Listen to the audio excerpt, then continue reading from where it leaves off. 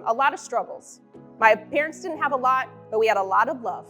And I remember coming home from school one day and I told my parents that I want to learn how to ride horses. And they looked at me, probably how you're looking at me right now, and saying, Minda, really, you want to learn how to ride horses? And I said, yes, I want to become an equestrian. And they're like, well, first you have to learn how to spell it, right? So I figured that out. And then I said, I really want to learn. And they said, Minda, well, we want you to learn how to ride horses, but it's a very expensive sport. And that's something that we just don't have the resources for. And we're sorry, baby girl, but it's a no for now.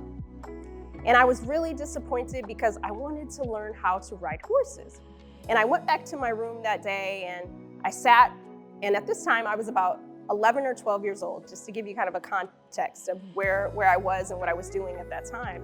And little Minda went back to the room and I got this archaic thing that many of you may remember called a phone book. If you don't know what it is, you're gonna have to probably Google it, right? But in the phone book, there was, A through Z, all these businesses. And so I got out a little notebook and a piece of paper and I sat in my room at this table that I had. And I went through the phone book and I said, you know what? I'm gonna look up all the horse stables in town. And I'm gonna create this little script and I'm gonna call each and every one of them and see if they will teach me how to ride horses in exchange for me helping clean up around the stables. Now, I can't tell you how I came up with this in my mind, but I did. And so literally I went through the yellow pages and I found 50 horse stables.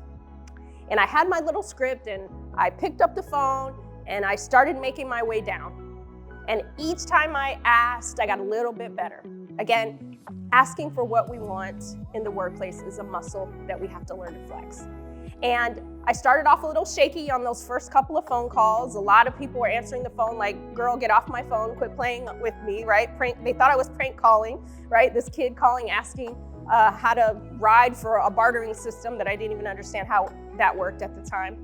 And so I kept going and going and going. And by the time I get to like my 35th phone call, I was down pat. I didn't need my scripts anymore.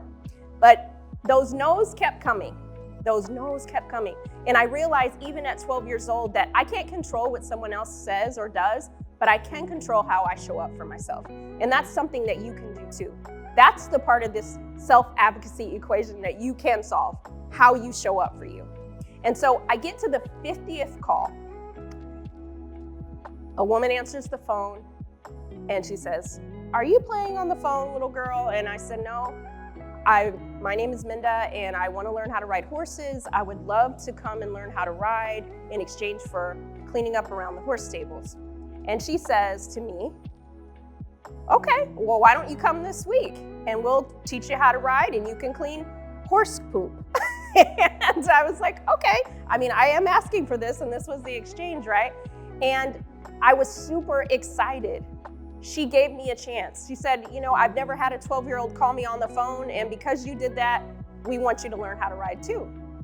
So I was super, super excited, but what I didn't know at the time was that 50th horse stable was the furthest from my house.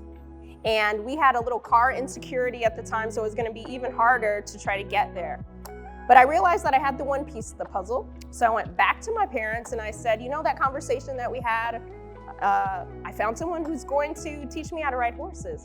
And they were super excited. And I said, but the one thing that I do need your support on is getting me there once a week. And so they said, since you took the initiative, Minda, we're gonna figure out how to get you to that horse stables each and every week. And for the next 7 years, I learned how to ride horses. I eventually moved up the rankings and I no longer cleaned up horse crap, but I did learn how to ride horses, and your girl is still riding horses today. And it was in that moment that I realized I had more power than I thought. And each and every one of you, if you go back in time, you can think about a time where you advocated for yourself, but then disappointments happen, life happens, the promotion that you didn't get, right? Reorganizations, layoffs, those things happen, and then we start to silence ourselves at the expense of our own well-being. And we stop asking for things because we don't want to rock the boat. We saw that so-and-so's not here anymore. But I want you to know that you don't have to have a stale or complacent career. You still have agency. You can still ask for what you want. The part of the equation that you can solve is yours, but how are you asking? Again, it's not just asking for the sake of asking. It's asking because it's important for your career. You never want to be ambivalent about your career, and you don't want to give your career in the hands of somebody else to make the decisions that are best for you.